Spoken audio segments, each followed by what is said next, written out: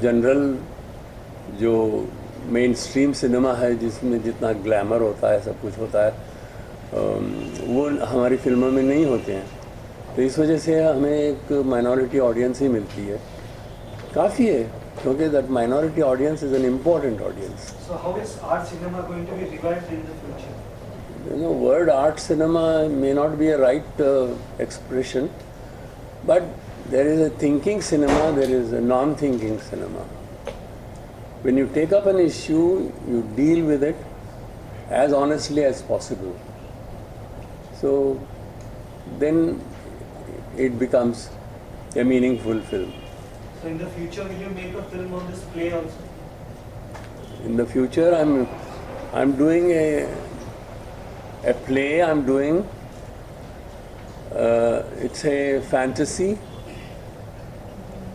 It was written, not exact. I don't know the exact date, and because the author is also anonymous. It was written somewhere in Madhya Pradesh, in Persian. It's one of the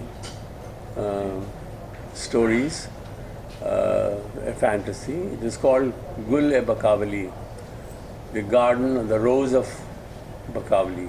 Bakawali is a character, where the superhuman characters and a human being, they fall in love, which is not normally allowed.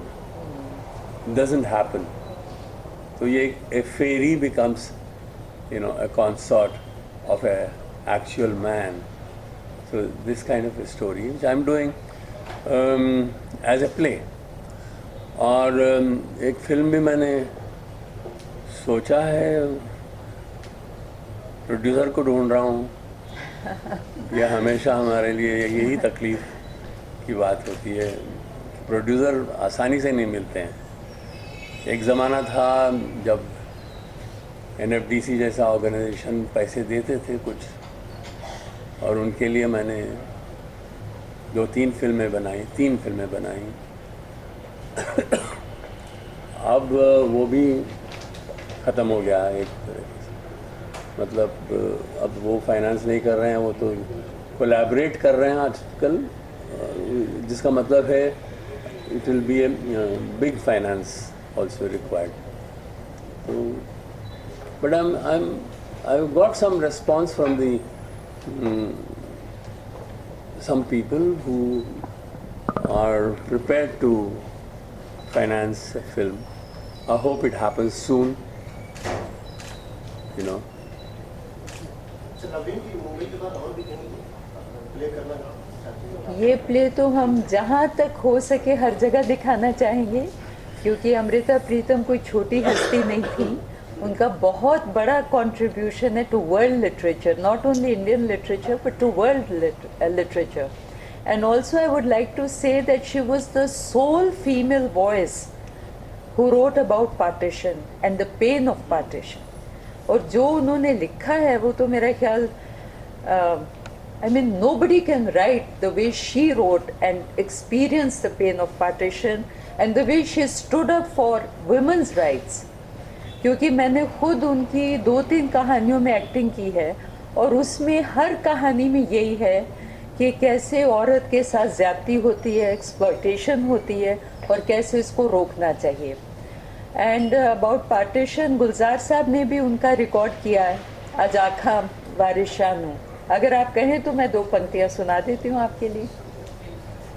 It is in Punjabi, I can translate it, but she writes, Waris Shah was a very big poet of 17th century, and he wrote about He Ranjha. Everybody knows about the love story of He Ranjha, I presume. So she writes when she's traveling after partition from Delhi to Dehradun, तो वो train में लिखती हैं। Actually, before I recite these lines, I think I'll give you the background in her own words. बंटवारे के वक्त जो भी हुआ, उस जैसा खूनी कांड किसी की कल्पना में भी नहीं आ सकता। दुखों की कहानियाँ उम्र से लंबी थीं। मैंने लाशें देखी, लाशों जैसे लोग देखे। फिर एक दिन दिल्ली से देहरादून जाते वक्त मुझे वारिशा की पंक्तियां याद आईं, पला मोहित बिछड़े कौन मिले। मुझे लगा वारिशा कितने बड़े कवि थे जो हीर के दुख को इतनी गहराई तक महसूस कर सके। आज पंजाब की एक बेटी नहीं, लाखों लाखों बेटियां रो रही हैं। उनके दुखड़े कौन गाएगा। चलती हुई ट्रेन में कांपते हुए हाथ से मैंने लिखा, अजाखा वारिशा नू, अजाखा वारिशा नू, किते कब्रां विचों बोल, ते अज किताबे इश्क दा कोई अगला वर्का फोल। एक रोई सी ती पंजाब दी, तू लिख लिख मारे वैन, अज लखां तियां रोंदियां तैनू वारिशा नू कहन। उठ दर्द मंदा दे दर्दिया, उठ तक अपना पंजाब, बेले लाशां बिछियां ते लहू दी परी चनाब, ते लहू दी परी Chenab. The river Chenab is filled with blood. लाशें ऐसे बिछी हुई हैं जैसे बेलें बिछती हैं। वारिशा अपनी कब्र से उठ और देख, आज एक पंजाब की बेटी हीर नहीं रो रही, आज पंजाब की लाखों लाखों बेटियां रो रही हैं। उनका दुख कौन गाएगा, कौन बताएगा? What are they suffering? So these lines have, and quite a few other poems have been recorded by Gulzar Saab in his own voice. He's a great fan of Amrita Pritam's. And Amrita ji, I think every moment that she lived, she was a reformist in her own right. And she was a woman of great likes and dislikes, very clear-headed, no confusion.